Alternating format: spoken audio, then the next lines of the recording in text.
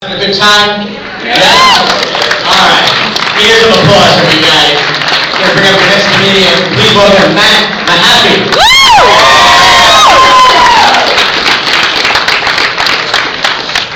What's up, Magoobies? How y'all doing tonight? I can't talk like that anymore. Woo! This is good. I like this. First impressions are everything. They're really important. So this is my first time here. When I first meet girls, I feel like they like a hero. So I usually say something like, "Sorry if I look weak right now. I just gave blood to my penis because you are fucking hot, girl. You are like a problem right now." I'm trying not to look right at you when I say this.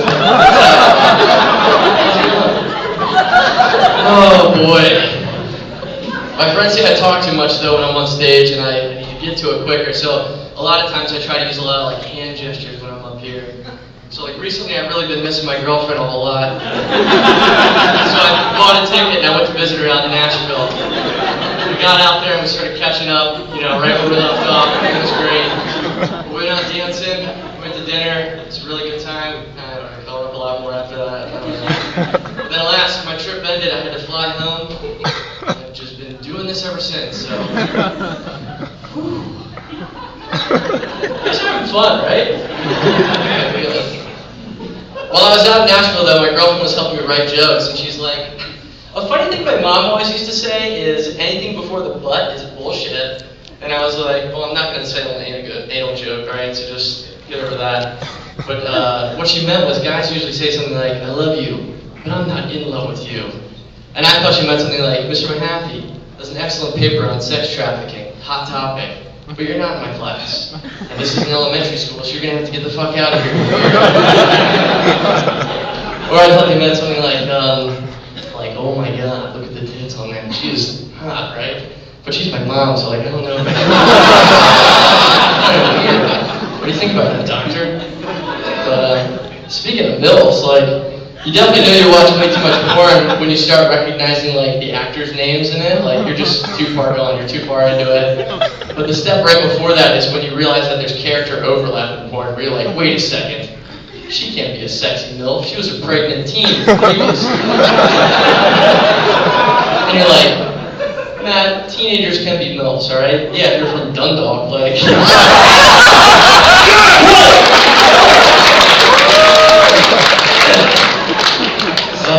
See what I did there with that joke is I called them MILFs, so now no one's feelings are hurt.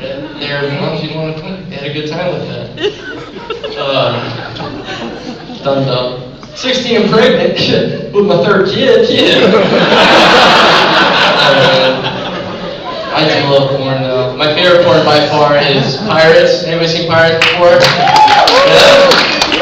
Pirates is a movie about, you guessed it, girls getting fucked silly. Cost a lot of money. But I do watch a lot of other TV and movies that aren't porn, surprise. And I do that with TiVo. Does anybody have a DVR or TiVo? I watch the most terrible TV now though that I can record it. Like, does anybody watch Wife Swap? You ever seen that? No. Like, the first time I saw it, I was like, Wife Swap, this is a terrible show. And then like 10 episodes later, I was like, Wife Swap, this is my favorite show. It's just bad. Oh.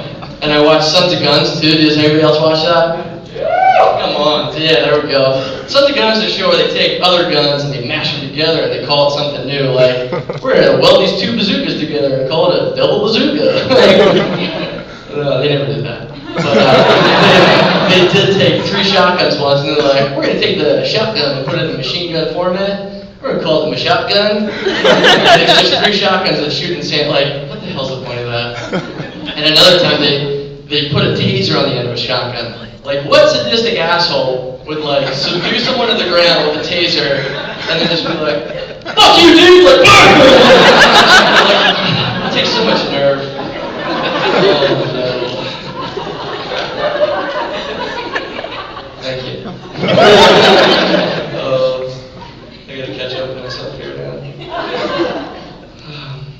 I don't know if you guys know this yet, but my life's kind of centered around getting my dick touched. Like, can you feel that? Can you pick up on that? But like, I only have a job so I can have money to buy clothes. So I'm not like, nobody thinks I'm like a weirdo, like naked all the time. And like, I need money so I can rent a house so I have a place to get my dick touched. Like, that's literally the only reason I have a house. I would live on the street if girls would go back to me just like out the box in the corner and like, I need money to have food so I can like eat and live another day. Another day to get my dick touched. Like, that's literally what it's all about at this point. But I always wonder if I'm like really childish and like immature. Because I just like to be happy. I like to laugh. I like to have fun all the time. All my friends know that. And it's like, sometimes I look at babies and I'm just like, you're just shitting yourself. And it's the greatest time ever. Like, you're just having a ball. But then I think, like, what if babies are really smart and they're really like, you're cleaning that up, idiot. Like that's why they're so happy. Or they're just like, I can make any face at you I want to. And you just keep laughing because you think I'm cute. Or like they take pictures and like, that photographer's always like shaking a toy in the background, and distracted. They're always shaking a toy in the background, the baby laughs, and you're like, maybe the baby's laughing at that guy, because like, he knows it's a fucking dog toy, right? Like, you idiots playing with a dog toy. My favorite movie that I watched recently is 8mm. Anybody seen that before? Nick Cage is in that, and every other movie too. But he's in that movie, and there's this scene where he like identifies this missing teenager by a picture of her when she's 7. I'm like, I'm white. I should be able to identify other white people, like no matter what age they are. But like the worst scenario for me would be is if I was like a detective in like a missing Asian person's case. Sorry. And they were like, you gotta find my son. I'd be like, oh shit. Like, is this your son? No. All right. Is this your son? No. Your son's dead. I can't find him. We looked into it. He's dead, I'm pretty sure. I got a little story for you there real quick before I get out of here. I like to be kind of private with my sex life, and I realize the irony of that while I'm on stage with a microphone. So let me rephrase. I like to be private about my sex life to just my parents. And so like, in high school and middle school, I would talk in the lunchroom because it was the quietest room in our house, or so I thought. And I was super suave when I was a teenager, so bear with me with this conversation. I was like, yeah, we've like licked and touched all over each other, right? Yeah.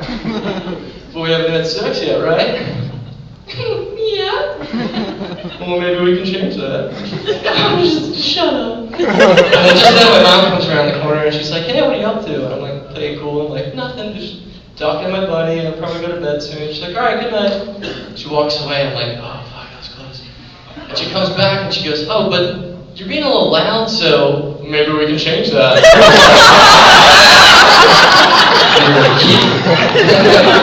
Alright guys, that's my time. Have a good day!